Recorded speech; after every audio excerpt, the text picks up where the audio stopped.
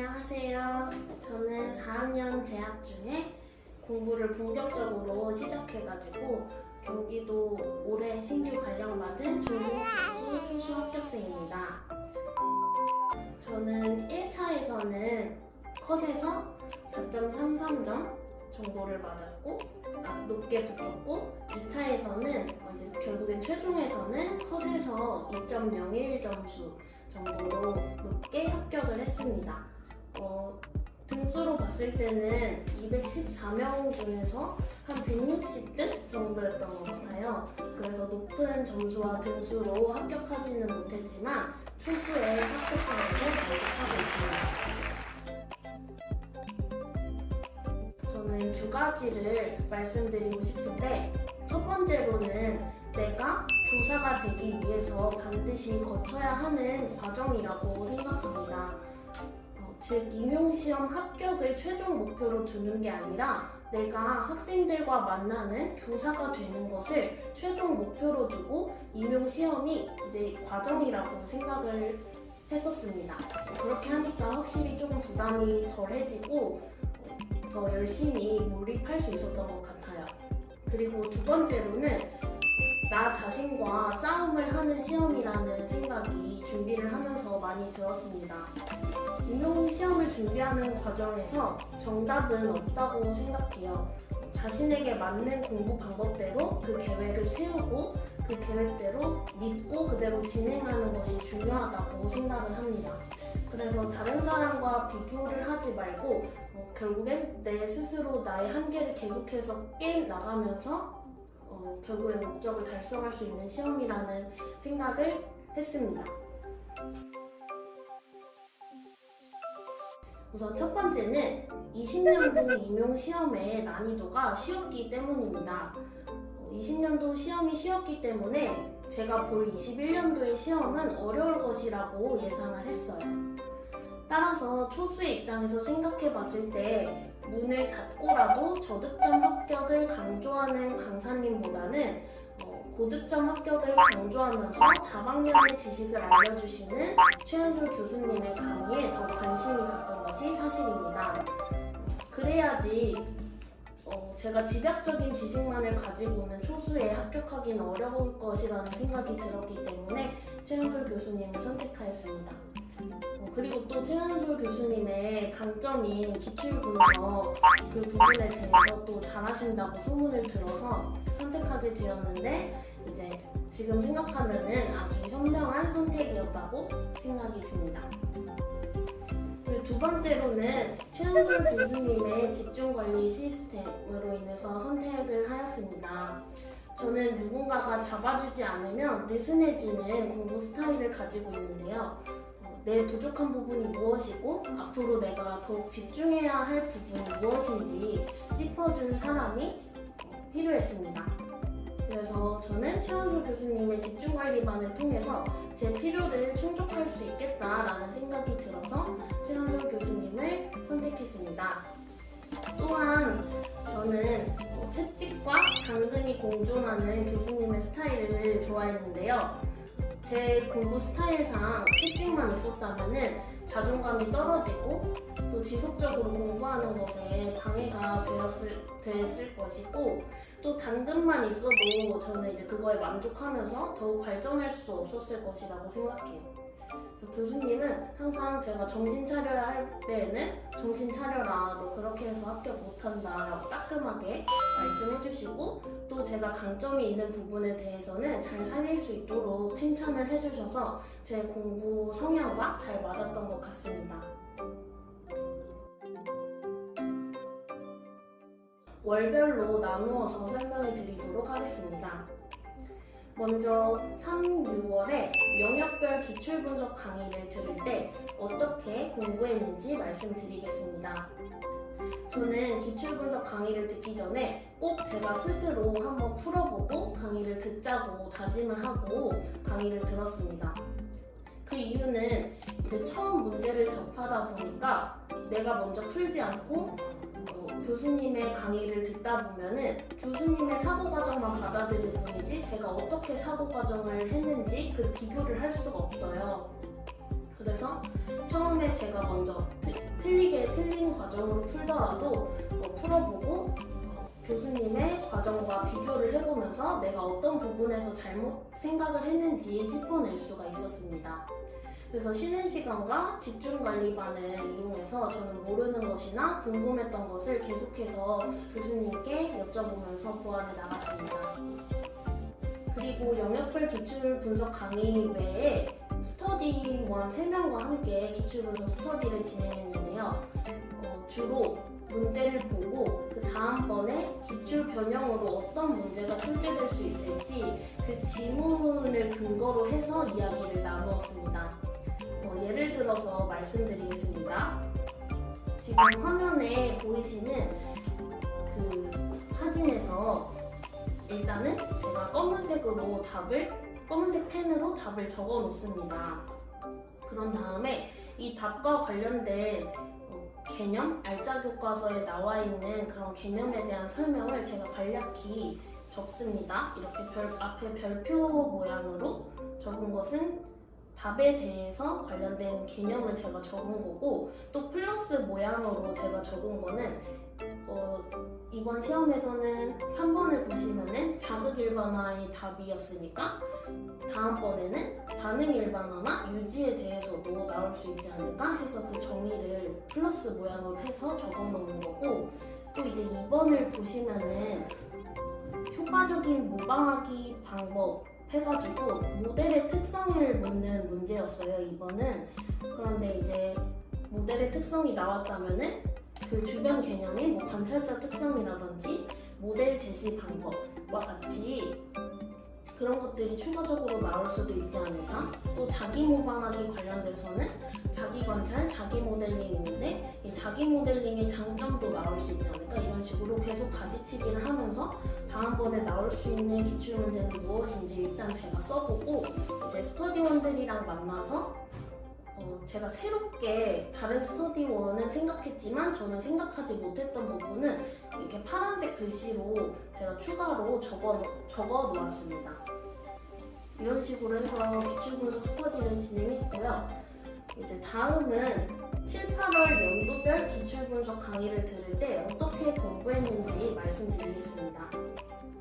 제가 연도별 기출분석 강의를 들으니까 영역별 기출분석과는 되게 차원이 다르다는 생각이 들더라고요. 문제마다 장애 영역이 계속 달라지기 때문에 이 답을 이끌어내는 데까지 꽤 오랜 시간이 걸렸습니다. 특히 한 문제에 여러 장애 영역이 섞여 있는 문제에서는 영역의 전환이 빨리 이루어지지 않았어요. 그래서 이 시기에 마음이 되게 급해지더라고요. 시험은 코앞인데 아직 기출문제도 다 시간 안에 못 푸는 느낌이 들어서 저는 이럴 때일수록 천천히 문제에서 원하는 것이 무엇인지 한번 살펴보고 또 제 머릿속에 있는 지식을 최대한 이끌어내보자 라는 마음으로 강의를 들었던 것 같습니다. 연도별 기출분석 강의를 들으면서 이 시기에는 별도의 기출 스터디를 하지는 않았어요. 이때는 강의를 들으면서 유아는 노란색 스티커, 초등은 빨간색 스티커, 중등은 하얀색 스티커, 그리고 이 외에 답으로 되어 게 아니라 지문에 나와 있는 개념들은 그냥 파란색 스티커로 구분해서 알짜 교과서에 이제 그 개념에 스티커를 붙이는 작업을 했습니다. 그렇게 하다 보니까 이제 알짜 교과서를 읽어볼 때 어떤 개념이 어떤 시기에 많이 나왔는지 한눈에 볼 수 있었습니다. 마지막으로 9, 11월에 개인적으로 기출문제를 공부한 것에 대해서 말씀드리겠습니다. 9, 11월에는 스터디원과 함께 영역별로 한 바퀴, 연도별로 한 바퀴 돌렸습니다. 이렇게 보다 보니까 결국 마지막 끝낸 날을 보니까 시험이 이틀이 남았더라고요.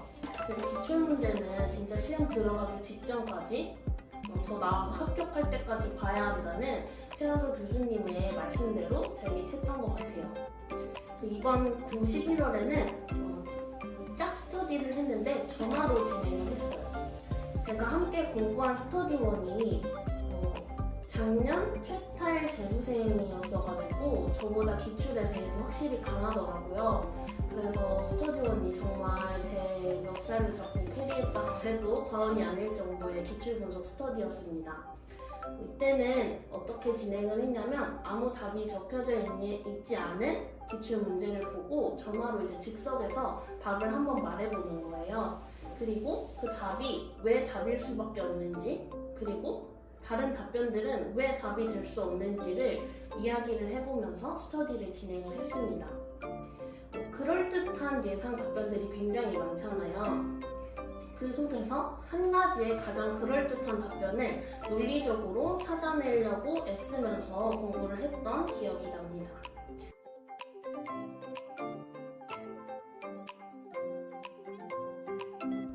저는 가장 중요한 특강은 1, 2월 기본 이론과 3, 4월의 심화 내용 정리 이론이라고 생각합니다. 그 이유는 초반에 뼈대를 튼튼하게 다져놔야지 나중에 공부의 효율이 높아진다고 생각하기 때문입니다. 비교적 이제 시간적으로 여유롭게 들을 수 있는 강의잖아요. 그래서 평소에 궁금한 것들, 사소한 것들이라도 생각해보고 해결하는 것이 이 이론을 들으면서 핵심이라고 생각해요. 그래야지 그 지식들이 제 것이 되는 것을 느낄 수 있더라고요. 그래서 저는 혼자 공부할 때 생기는 궁금증들을 전부 다 포스트잇에 적어가지고 표시해서 교수님한테 질문하고 해결하는 걸 반복했어요. 지금 좀 많이 떨어졌는데 이런 식으로 막 붙여놓고 제가 이 중에서 하나 보자면은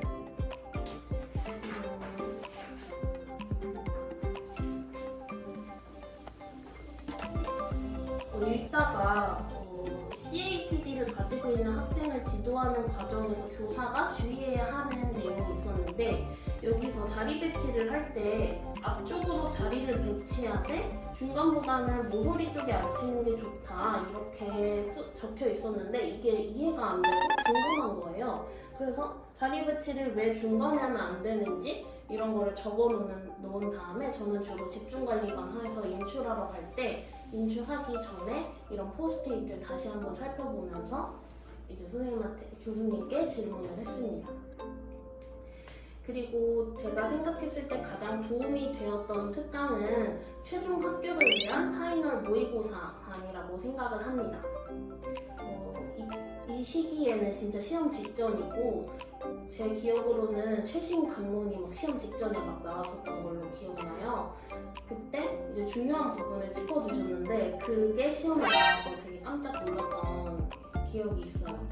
예를 들면은 천식이 있는 학생에게 취하면 좋은 자세에 대해서 시험 직전에 이거 알고 가라고 설명을 해주셨는데 그게 똑같이 나와가지고 되게 신기했었어요. 그래서 이 시기에 이제 집중을 많이 해주셔서 이 외에도 그래서 득점하는 부분에 있어서 가장 도움이 되었던 강의였다고 생각합니다.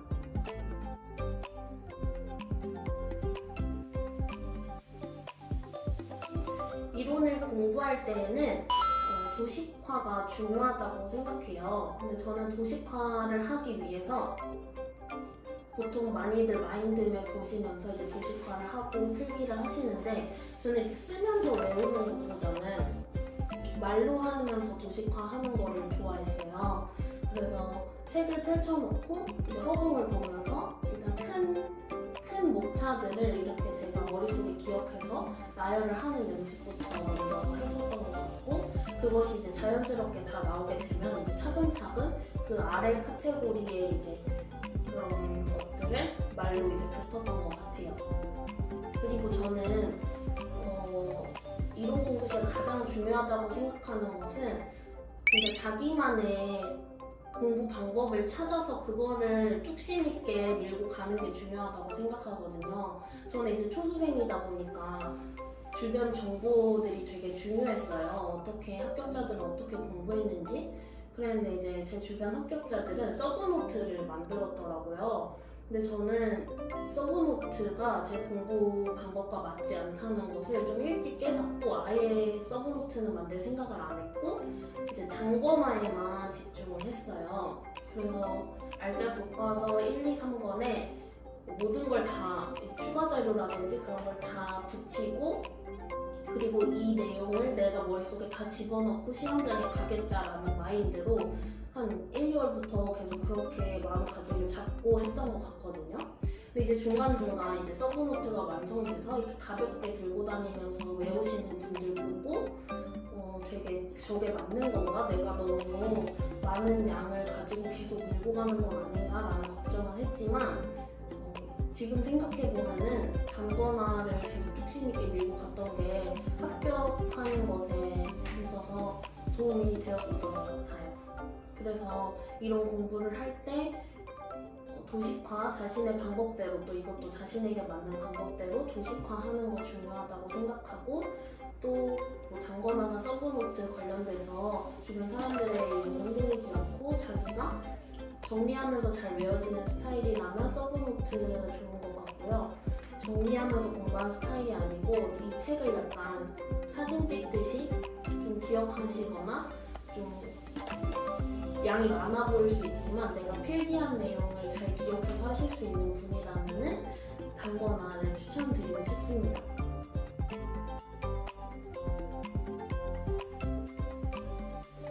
저는 스터디를 제가 인터넷 카페에서도 올려서 한번 구해봤었고 또 학원에서도 또 맺어주셨었고 아니면 그냥 제가 지인과 함께 했었었는데 가장 좋았던 것은 지인과 함께한 스터디였던 것 같아요. 지인과 함께하면 이제 장단점이 나름 있겠지만 저희는 진짜 그 열의를 엄청 가지고 있고 서로 진짜 너무 득이 되는 스터디였기 때문에 저는 지인과 함께하는 스터디를 가장 효과가 높았다고 생각하는데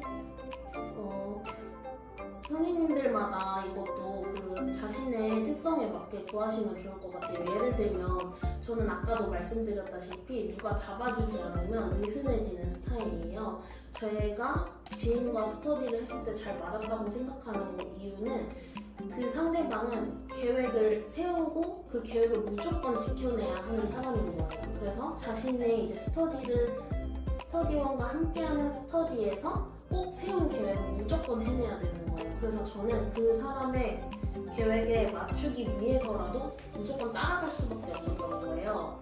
그래서 저는 그분과 1차 성적도 똑같이 합격을 했거든요. 그 소수점까지 똑같이. 그러니까 이 스터디원이 되게 마음이 잘 맞는 것도 중요한 것 같고 또 그런 분들을 찾는 과정도 중요한 것 같고 또 마지막으로 스터디 관련돼서 드리고 싶은 말씀은 스터디를 하다 보면 이 스터디가 나한테 도움이 되지 않는 것 같다라고 생각하실 수 있어요. 그럴 때는 공손한 방법으로 끊어내는 것이 좋을 것 같아요. 왜냐면은 이 특수는 좁기 때문에 제가 또 언제 그 선생님과 만날 수 있을지도 모르는 거고 또 그렇기 때문에 꼭 만약에 끊어내시더라도 좀 공손하게 잘 끊어내실 수 있었으면 좋겠습니다.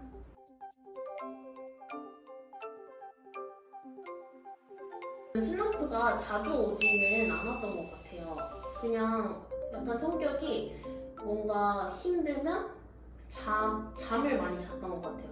그냥 뭔가 내가 못하는 것 같고 막 머리가 지끈거릴 때는 잠을 자고 일어나면 또 괜찮아지고 좀 약간 단순해가지고 그래서 그랬던 것 같은데 한 번 되게 크게 슬럼프가 왔던 적이 있었어요. 11월에 이제 시험 다가와서였는데 제가 스터디를 하다 보니까 너무 저의 부족한 점이 보이는 거예요. 시험은 진짜 이제 눈앞에 다가왔는데 왜 나는 아직도 이 개념을 정확하게 인출하지 못하는 거지? 라고 하면서 이제 제 약점만 계속 파고들고 뭔가 쉽게 자꾸 하려고 하다 보니까 그게 더욱 나를 불안하게 만들고 그랬던 것 같아요. 그래서 저는 이때 좀 밖에 산책 좀 나가서 걷고 생각 정리를 하고 또 이게 그래도 좀 불안한 마음과 우울한 마음이 있다면 주변에 친구한테 전화를 했었거든요.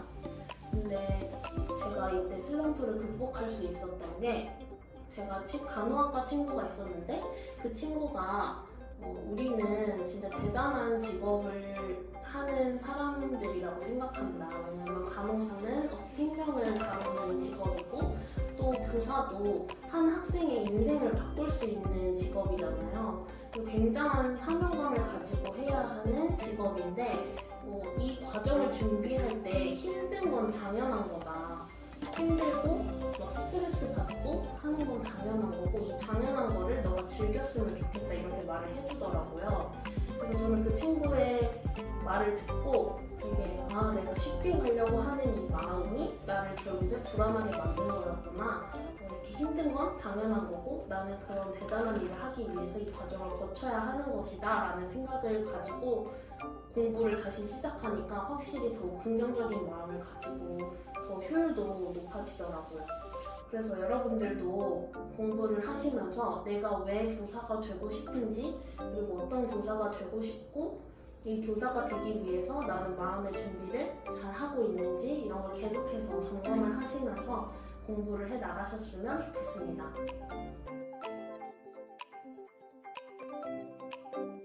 진짜 두말할 것 없이 정말 중요하다고 생각을 해요.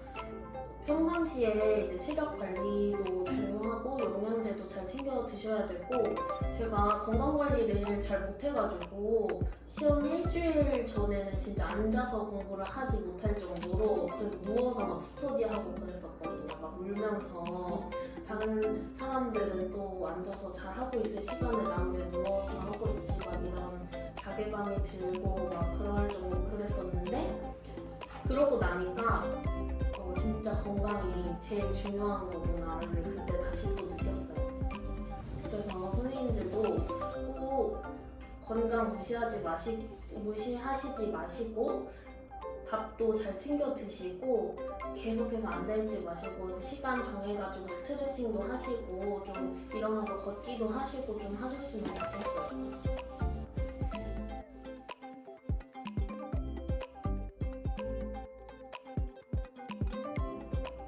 불안한 마음을 누구나 갖고 있고 그게 당연하고 앞으로 걱정되는 건 당연한 거예요. 모두가 다 갖고 있으니까 나만 그런 거 아닐까라고 생각하지 마시고 여러분들이 공부하시는 그 과정 속에서 앞으로 학생들과 행복하게 지내는 그 모습들을 상상하면서 즐겁게 긍정적으로 준비하셨으면 좋겠습니다.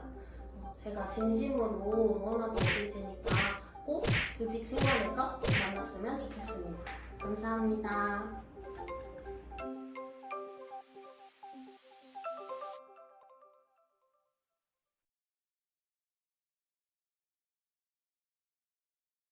다시 할게요.